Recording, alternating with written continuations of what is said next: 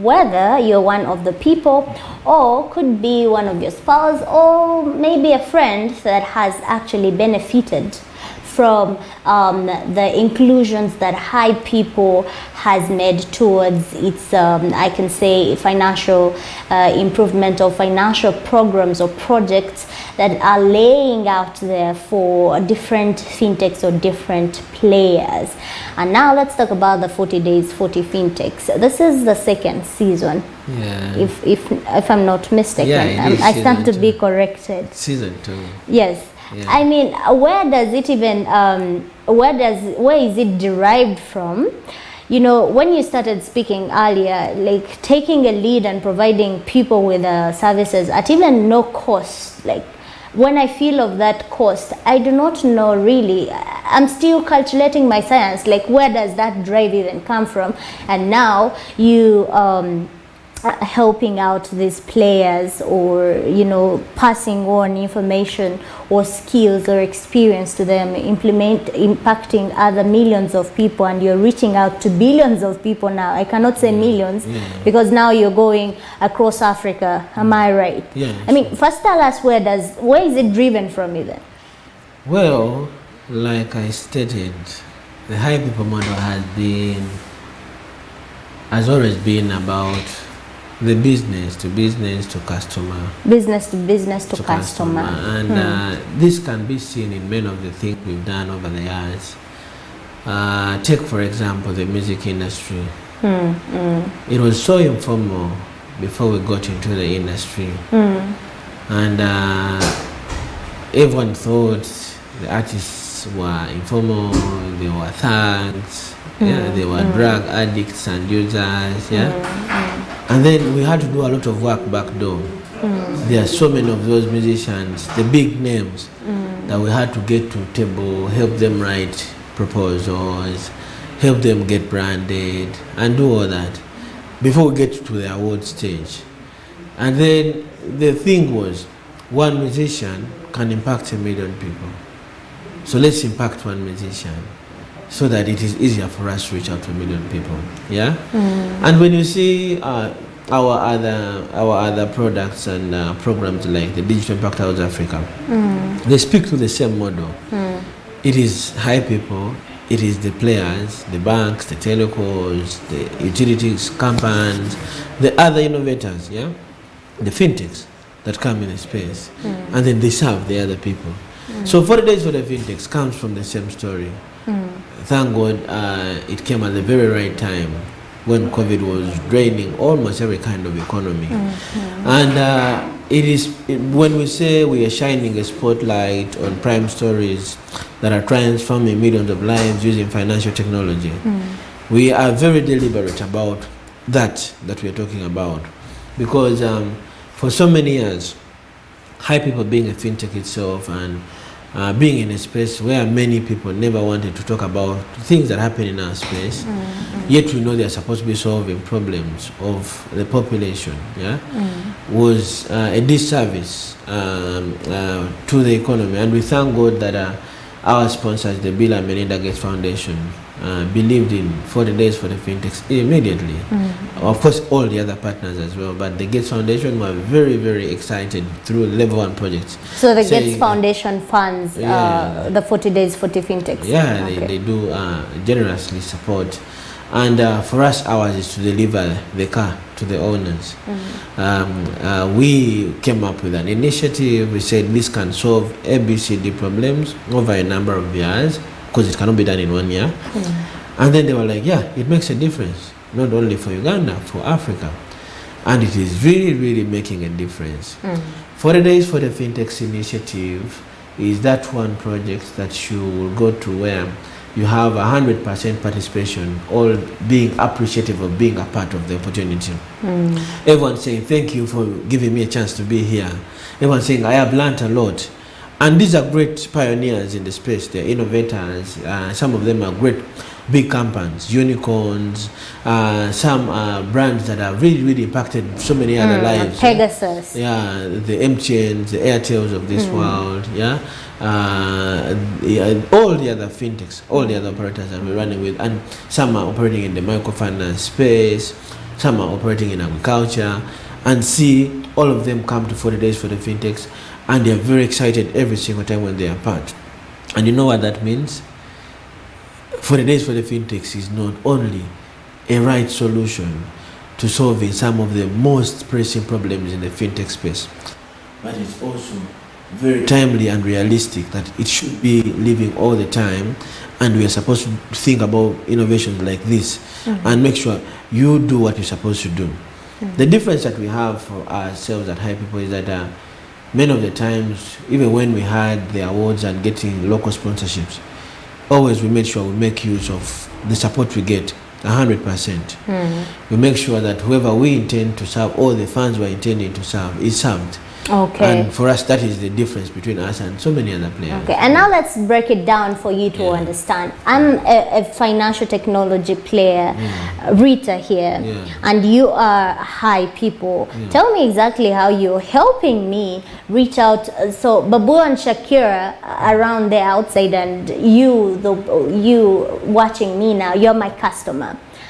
Shine a light on how you really transfer that to me so that I can get to these people, to my clients. Well, part of the things that happen is that empowerment happens in so many ways. Okay. But part of it is we are very intentional about empowerment. Like someone will talk about being gender intentional. We are also very gender intentional. Okay. Very, like, you've noticed, we pick out, for example, for choice of our advertising, we pick out women for the last 2 seasons, including yourself, Rita. And there are many reasons for this that some would never explain to anyone. Why? Because we want people to see and appreciate that majority of the people in the informal sector, for example, are women. But then, on the side of innovation, majority of the innovators are men. So how do we bridge the gap, for example? How do we make sure there is a balance? The women want to use these services in the markets, in the farms and all that. The men that are innovating, we would like to see them bring women to their decision-making tables and bring women to their innovation discussion so that the women can also think for the other 50% of the population. So what do? For us, we want to get ourselves serializing and understanding the stories that are happening, and also disseminate information about technology that can help the fintechs become a better place. But when we have the story, we don't keep it to High People. Instead, we put it on our rails and disseminate it to millions of people. That is why you come with an initiative where you dedicate a day for a fintech, you know. Literally, any other traditional provider of advocacy services would say, let us get 40 of them and list them at once. Yeah, and then that is okay. No, they are solving different problems. And no, not everyone has a chance to read the papers, the online publications, radio and all that to follow on the same day. So, can we give everyone a chance to follow and digest stories of each and other player they find at the time of their choice and the day of their choice? The moment someone gets glued to stories, the other day Afandemiran Kaima was telling me about how beautiful it has been for him to follow 42 stories and learning that there are many of these players. Yeah? Okay, so make us understand the 42 stories. Are they the 40? Are they the 40 players? Yeah, the 40 fintech players. 40 fintech players, and these are not just fintechs, because the tagline is prime stories in fintech, not prime stories of fintechs. Okay. So the stories might not necessarily have to be owned by fintechs. But as long as they're fintech stories that are transforming lives, then they have a chance to feature. Yeah, and it is voluntary. I mean, someone has to first register to be a part of the initiative. That's all you do. You only need to send an email or go online and fill a form, and our team will do all the other bits. And you've been part of the experience, so you know exactly what happens in the space. And ours is... I'll share my experience afterwards. When we serialize these, when we record interviews, when we share information about new and emerging technologies. We've been sharing about level 1 project principles this time, all the time. We've been sharing about Moja Loop, and we've been talking about things like the 3PPI, a third-party payment initiative that is new at Moja Loop. We've been talking about payment initiation service providers. We're talking about the DFSPs in space, all of them, and thing is that every fintech has something to take home. They have a way, they will learn something and think about how differently they can be able to innovate in their space, and that is invaluable. Why? Technology right now for us, from a high people space, should not be a problem because it is existent.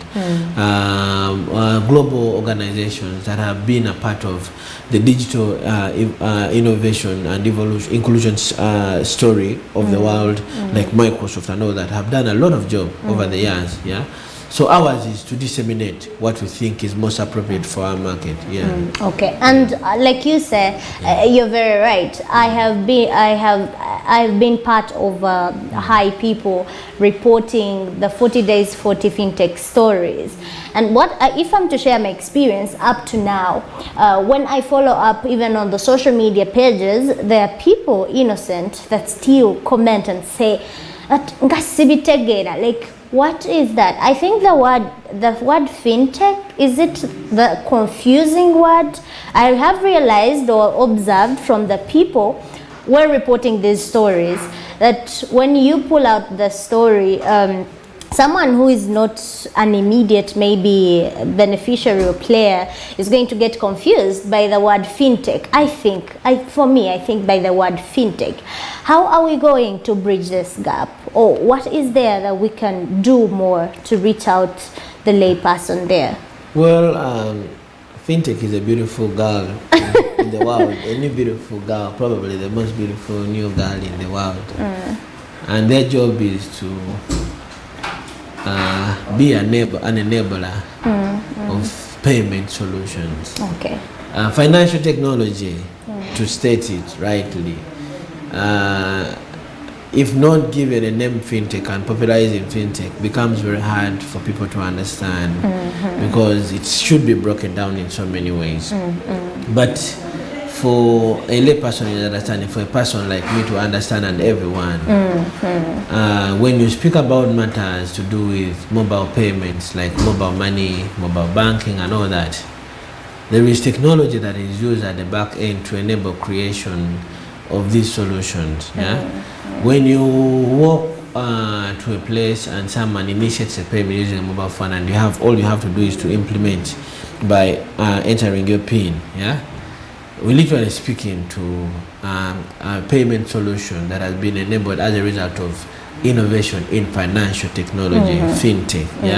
So fintech is supposed to be a rail for enabling easy and interoperable payments through different ecosystems, through different sectors and industries. And why? Because for most of the things that happen in life, for maybe more than 95% of every single engagement and transaction, at the end of it, there must be something called payments. Whether you are going to travel using a border, a taxi, a special hire, whether you go to a market to buy something and all that. And now financial technology becomes even more beautiful and fantastic because it is helping create better ways of managing money. It is creating more security, more understanding of the value of money, and you will not need to work with a cash note of 50,000 shillings when you can work with it on a mobile phone, and you're sure wherever you're going they accept paying with a digital currency, with a mobile payment solution. You wouldn't want to work with the money. It's risky. You can throw it yourself, you can be robbed and all that. And the risks of you being robbed and someone taking money from your mobile wallet are really, really, really very minimal. You must have been captured in a very bad mode, and someone needs to push you, enter your PIN and all that, and the process is really, really long. And then you've seen there is a video that went viral recently of an Indian gentleman who was robbed on the road, because he had 5 million shillings. Just $1,500, and see what happens to them. They are robbed, because someone has seen them carrying fiat currency. Yeah. So financial technology, if we're able to use it even more times, if we're able to believe in using these tools, you have a mobile money wallet, you can pay everyone. So believe in it. What our job is at High People is, one, to make sure that the technology is right, that is created, and then to make sure we advocate to the players to cut down the costs. Because for now, digital payments are still a bit costly for most of the users. If RITAH was supposed to pay me for 40,000 shillings and we are seated in the same room, you might never want to find reason why you're being charged 3,000 shillings for my withdrawal and for your sending. You might never want to find any reason why, because it doesn't make sense. Yet we are using the same mobile network operator, for example. So ideally, what would happen is I would expect to have this transaction either free or at a very low cost. If not, then it becomes an issue. And we're advocating for making sure that the players adapt to ensuring that these costs come down. And this will go down. We're advocating to government to waive off these taxes, like the mobile money taxes, because there is more for the government to gain when they enable more people to use digital currencies, rather than actually putting and raising taxes and restrictions that throw away many people from the digital ecosystem. Very well, and I appreciate that from you. And I can say that some of you are actually part of financial technology. If you have the mobile phone, you are dialing a USSD every day, the *85, the one you dial, whatever you dial, and the service you get there is part of their advocation, I can say, because Innocent here is telling us how they are advocating for, waiving off of the rates at which maybe you're sending money or receiving money or even withdrawing money. But even, did you know that actually you have got services on your phone that you have never even bothered, to take action on and use? For example, maybe banking services or saving services, which is one of the cultures actually that are still letting us down, and our communities continuing, to file at development. How are you helping people save now? Because I understand and believe that a saving culture, saving for the future, helps in sustainability for future developments, or even to impact on our economic development. How are you helping out people to make sure that this is the trail that we need, to adopt for our future youth? Well, speaking about saving culture, because as part of the advocacy for financial inclusion, we encourage that people use digital rails to, first of all, manage their money, be more accountable to it, and then as such be able to also save. But saving can come in very many ways. One is we had a research we published in 2017 about the time saving capacity of mobile financial services. Okay. And we discovered that more than 5 million people save more than 12 million hours every single month. And how are they saving the time? Is that around the country or globally? Uganda. Okay. Uganda, first of all. That was 2017. And this study was captured and referenced by GSMA for about 3 times in their annual reports. So time saving capacity, for example, I am able to pay for utilities like national water, for electricity. Here, where I sit, I pay. And I don't need to move anywhere. So if I was coming from Boloba and I'm supposed to get in a taxi or drive to an office and spend an hour or 2 or 3, and then the hours that I spend, I don't get them back. Time is wasted. Then I might have to spend 10,000 shillings or 20 of fuel if I'm driving. So the hours might be worth about 30,000, and then I'm wasting 50,000 to go and pay for a bill of 20,000 shillings. So I have saved literally. So you save. It is literally saving money. And Then last year we published a study of the life-saving capacity of digital financial services. COVID. In the middle of everything, COVID is part of the subject. That people were able to learn to make payments using cashless forms, mobile bank, and all that, and as such limits exchange of cash notes every other time. You have no idea how fast a cash note will move. RITAH pays me 50,000 shillings here. I go give it to someone in a supermarket. In 6 hours, it's in Barara. So you don't know how many hands have touched this cash note. And if they had COVID and each one of them was touching it, the chances of spreading it. So you are saving lives. Life is the most expensive thing you can ever save. But that is all thanks to financial technology. But more so, for example, this year's 40 Days for the Fintechs initiative has featured stories of insurance. We had a case like Insure Small. You pay 5,000 shillings for malaria and typhoid premiums, and you're able to get treatment when you need. Yeah, wow. How better can you save, for example, for your health? Yeah, how easily can you advocate for financial inclusion? And how easily can you make people love insurance? And how better without having stories like that are even affordable for almost everyone. But then other products, there are a number of growing neobanks. Ideally, someone would call them digital banks that are growing in saving and lending. For one reason, I am a believer that lending is one of the easiest ways of accelerating financial inclusion. Why? When I have a problem and I need 20,000 shillings and I borrow it using a mobile phone without someone seeing me, without asking me about my mother's name, and where I was born and all that, I will always remember that it was impactful to me.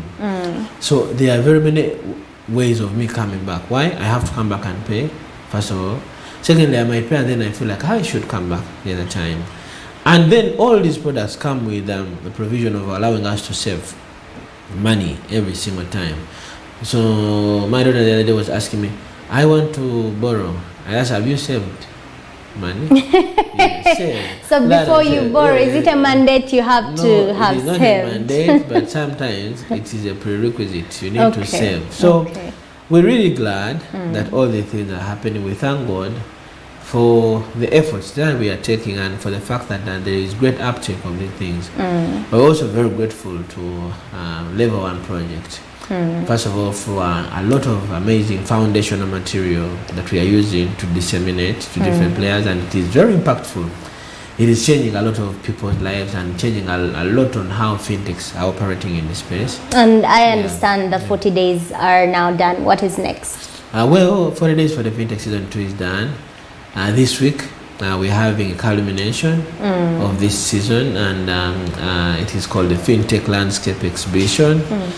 And it's primarily for purposes of making sure we crown the kings and queens of financial technology and come together to share ideas, have great discussions on regulation, on policy, on frameworks like Level 1 Project, on solutions and tools like Moja Loop, and on cooperation, because importantly, as we speak about where rails and ways of achieving the goal of financial inclusion, one of the most important things we need to talk about is interoperability. And in a layman's sense, collaboration. So the Fintech Landscape Exhibition is a fantastic way. We're going to do a scientific mode as well. And we're going to have only panelists at it because of COVID. But it's a beautiful place for regulators, for fintechs, for banks, for non-banks, for mobile network operators, for aggregators, for NGOs and foundations and donors, for everyone in the space, and for the consumers to follow a story. Very well. You talked earlier about when you were getting proposals to Bill Gates and all that, you put their time on when these stories can, be shared. shining a light on the 40 days, 40 fintechs. I mean, what period should we expect the 40 days to go on for? Well, for the RITAH, I know for the day for the fintechs is so impactful, and our partners believe it is an initiative that is supposed to run for as long as life is supposed to. Okay, all the best on that. And Innocent, I must pass this to you. I happened to Spot24 hosted Peter Kakoma, CEO Kanzu Code, and Peter Kakoma is one of the people who have also gotten inspirations and motivations from high people through the 40 days. He mentioned that when he was here, and I must say I've now passed on the thank you that he said to high He's a people. Great man. He's Yes, he was shortlisted for the Business Africa Africa Heroes.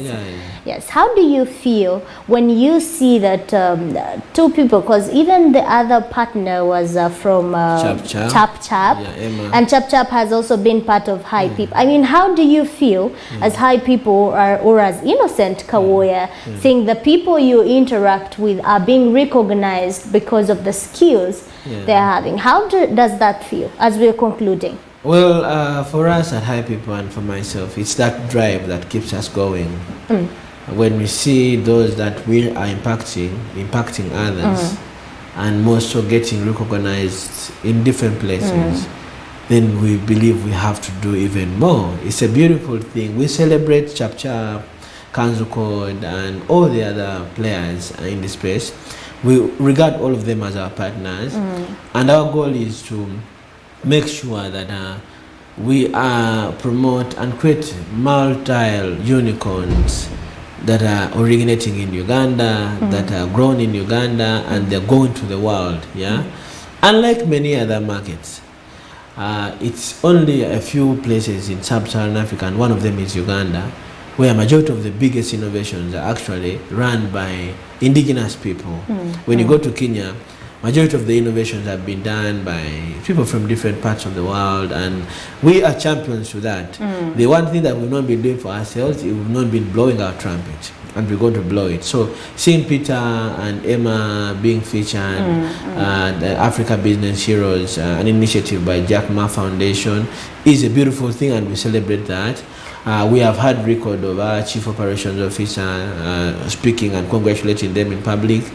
And I would personally wish to meet them, their comrades, one of these days, and we share a cake celebrating the same thing. So we're delighted for our efforts, and we thank God that when we do, we impact, and when we impact, those who impact millions of lives. Okay, sure. And speaking of that, as I let you go around here, what is that you feel like should change in the fintech industry?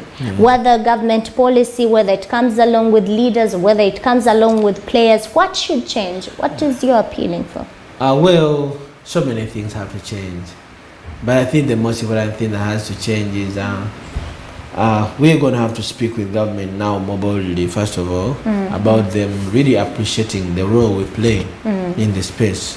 We are not political as fintechs, and we're not interested in the politics. Actually, the reality is that politics only plays 5% within our space. But you know, the 5% is so heavy on us that if government does not do that 5%, then we all stand to lose a lot of what would ideally be a spillover effect of our services.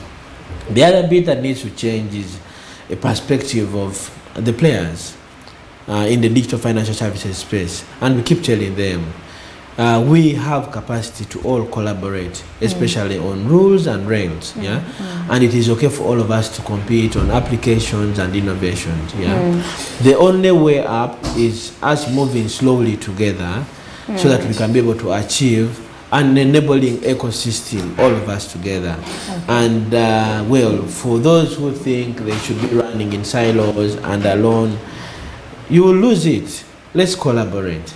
Okay, thank you so much for having joined us. Have a very great day.